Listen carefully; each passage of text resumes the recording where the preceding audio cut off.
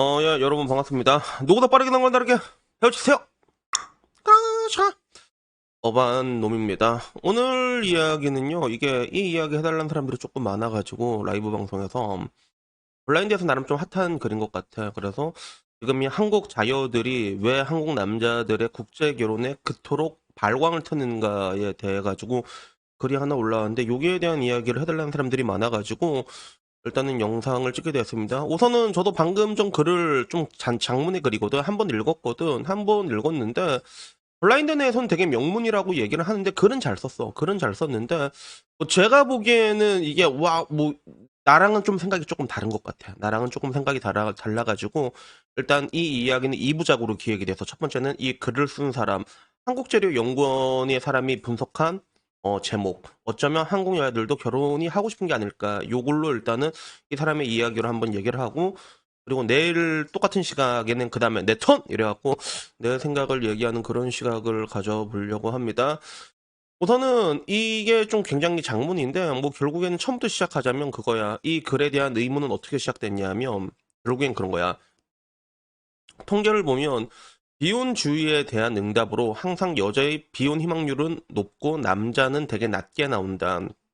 그리고 한국 자녀들은 항상 한국에서 결혼이 여성에게 무척 불합리한 제도이며 따라서 여성들은 결혼하기를 원하지 않는다고 주장을 해왔고 자기 역시 그 주장을 믿었어. 그래서 조금이라도 스스로가 부족한 남성은 국제 결혼을 하루빨리 알아보는 것이 좋다는 결론을 내렸다. 난 여기서부터 약간 좀 그러니까 국제 결혼이란 그러니까 이 사람의 시선이랑 나랑 좀 가장 달라지는 것 중에 하나가 이미 이 사람은 국제 결혼을 하는 사람들이 이미 도태남들을 카테고리를 잡아놓고 이야기를 시작을 하고 있더라고. 그래서 일단 여기서랑은 나랑 좀 생각이 다른 부분이 있는데 여튼간에 그래서 결국에는 이제 남자들 같은 경우도 나이가 스펙인 걸 인정하고 30대 초반에 하루빨리 국제 결혼으로 눈을 돌리는 것이 좋다고 자기는 생각해 왔다 이렇게 얘기를 하더라고. 근데 뭔가 이상하다는 거야. 뭐가 이상하다는 게 뭐냐면 국결 글들을 살펴보면 하나같이 느껴지는 게 국제 결혼에 대한 강한 경멸과 견제 그리고 조금이라도 국제 결혼이 긍정적인 요소로 여겨질 여지를 차단시키고 따지고 보면 외적으로 능력적으로 한국 여성을 만날 여지가 되지 않는 한국 남성이 결혼을 통해 선진국으로와 가정을 꾸리고 싶어하는 후진국 여성과 만나서 서로의 외적 조건이 어느 정도 용인되고 능력 또한 맞아떨어지면 성사되는 것이 국제 결혼인데 그리고 이것은 사실상 결정사와 큰 틀에서 보면 별 차이가 없는데 약국들이 일단 온 김에 자 인사해라 빨리 하나 둘 셋 안녕하세요 안녕하세요 저로 가이 새끼야 별 차이는 없는데 근데 왜 그렇게 국결에는 혐오감을 느끼고 결정선은 그렇지 않는가 여기서 호기심이 이렇게 퀘스천 마크가 올라오기 시작을 한 거지 그래서 따지고 보면 자기들은 연애의 대상으로 고려조차 하지 않았던 돌퇴남들이 결혼한다고 질투하는 것은 사리에 맞지가 않다는 거야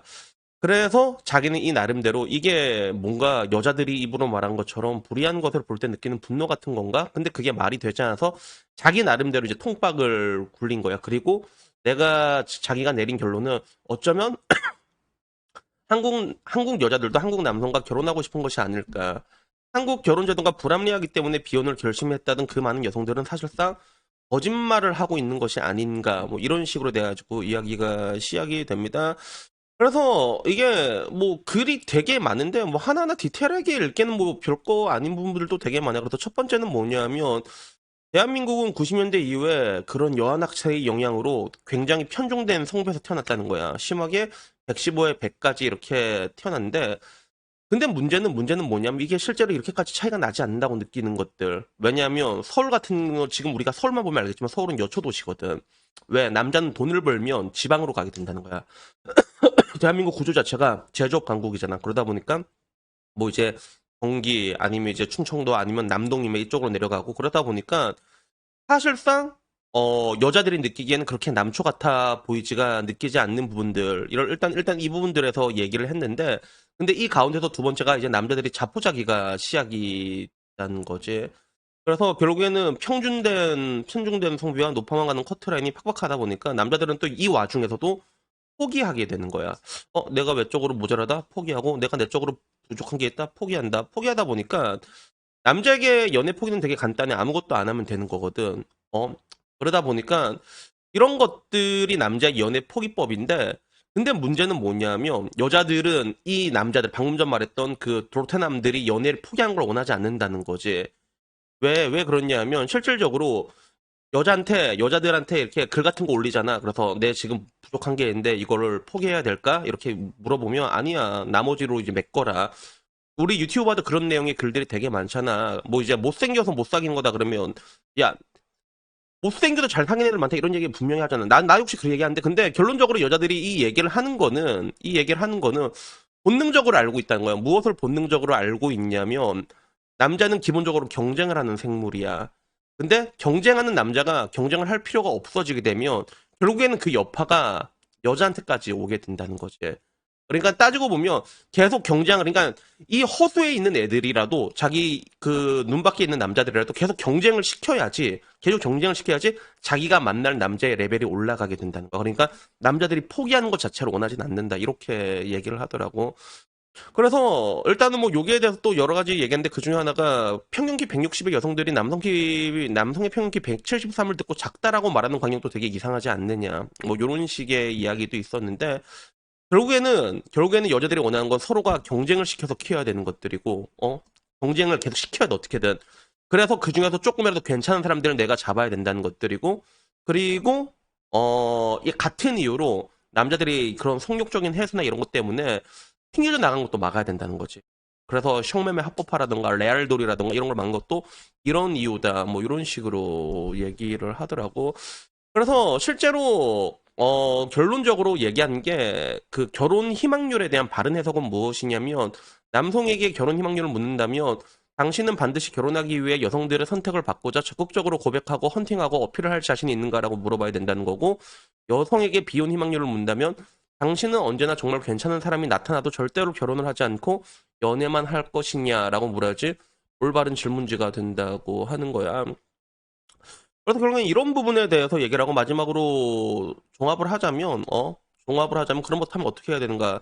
자기가 도태되었다고 생각해서 한국 여성에 도전하지 않지만 사실은 평범할지도 모르는 남자들은 일단 도전을 해봐라.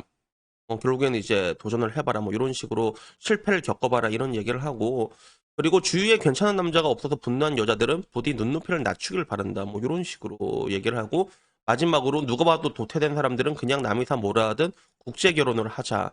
자기가 못생기거나 키가 작거나 아무튼 남성적 매력이 없거나 또는 지방에서 살거나 좋지 못한 직장이다. 약점 보완하기 힘들면 굳이 여자들의 말에 휩쓸려서 노력하지 말자라고 얘기를 하는 거야. 그래서 결국에는 한국 여성들은 결혼하고 싶어 하지만 도태남들과는 아니다. 그래서 도태남들이 무리하게 자기 개발한답시고 안 맞는 옷을 입어봤자 결국엔 풍풍이 될 뿐이다.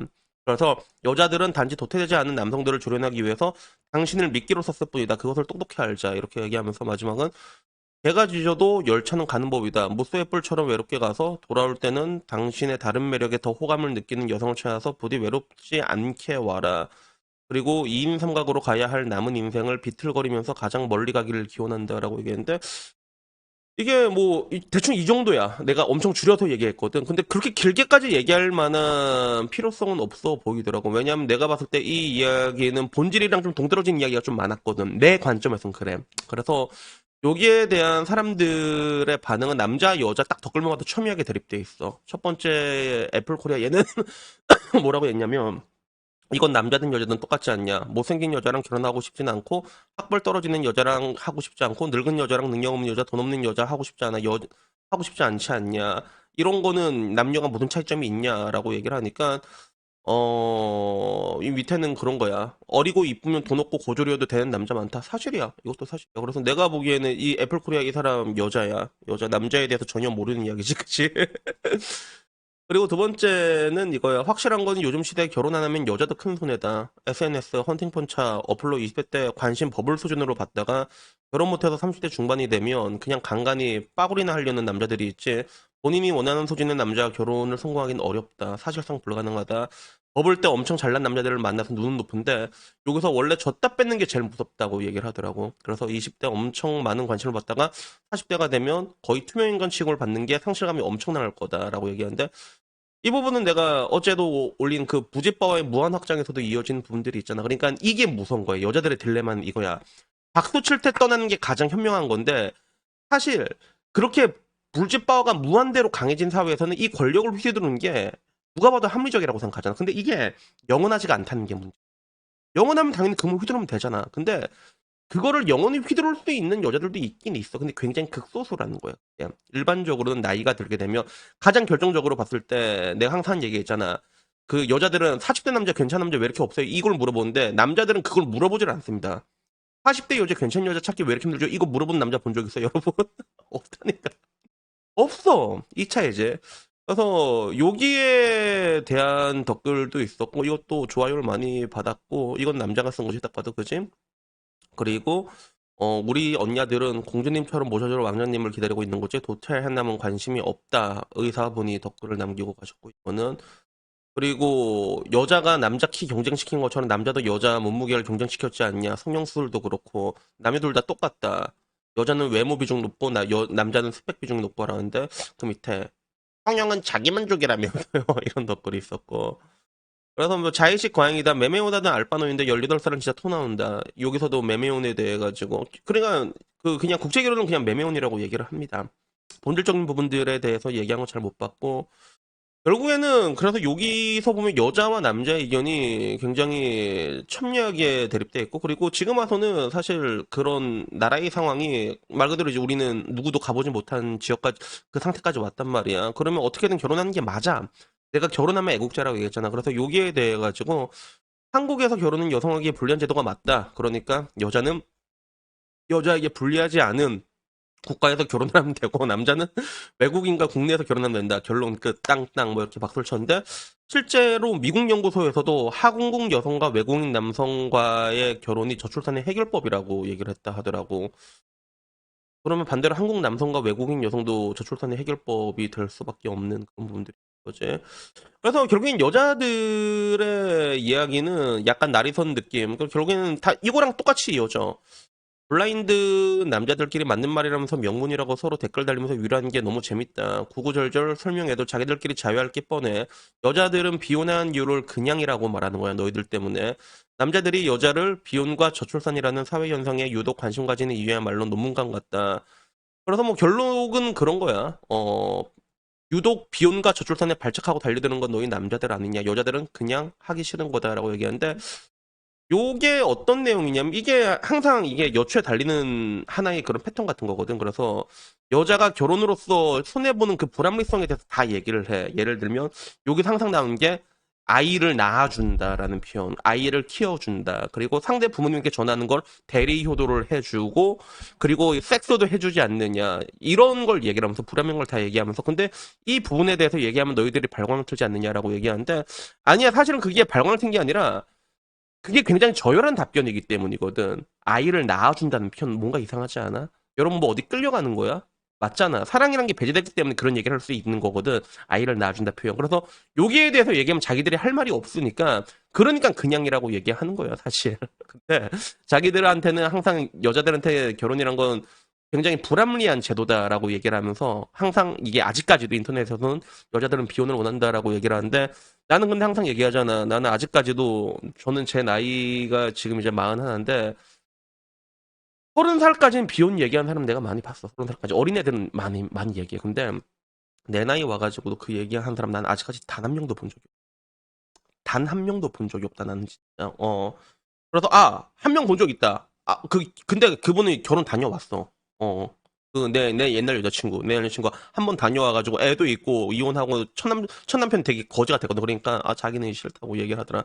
뭐 그런 경우를 제외하고는 나는 이게 본 적이 없는데 여튼간에 이게 뭐 블라인드 내에서 되게 명문이라고 이렇게 되게 남자들을 엄청 물고 빨고 그런 게 있는데 뭐 내가 보기엔 그것까지는 아니거든 사실. 뭐 인구 비율이나 뭐 요리에 대해서 되게 거시적으로 접근을 하긴 했지만 사실 내가 보기엔 여자들이 국제 결혼에 발광한 거는 뭐 그 정도까지 그렇게 구구절절한 건 아니야. 내가 봤을 때는. 그래가지고 여기에 대한 제 생각은 내가 다음 시간에 다시 얘기를 하도록 하고 그리고 오늘은 이 이야기에 대해서 해달라는 사람이 좀 많아가지고 이야기를 한번 해봤습니다. 그래서 여튼간에 결론은 뭐냐면 저 사람이 말한 거는 아무리 도태라고 할지라도 딴 데로 사는 걸 원하지 않는다. 너희들끼리 계속 끊임없이 경쟁을 해갖고 앞으로 내가 만날 남자의 레벨이 올라가는 걸 원한다. 어떻게 보면 하나의 그런 부재빠의 확장이라고 볼 수가 있는 부분인데 여기에 대해서 나는 절반은 맞다. 난 요 정도까지만 얘기를 하고 오늘 이야기를 마칠까 합니다. 그래서 어떡하면 오늘 이야기는요 여기까지고요. 다들 좋은 하루 보내시고 점심 맛있게 보내시고 오늘 또 마지막에 우리 복돌이 우리 복돌이 재롱 보면서 마치도록 하겠습니다. 이상입니다. 감사합니다. 야옹 차차.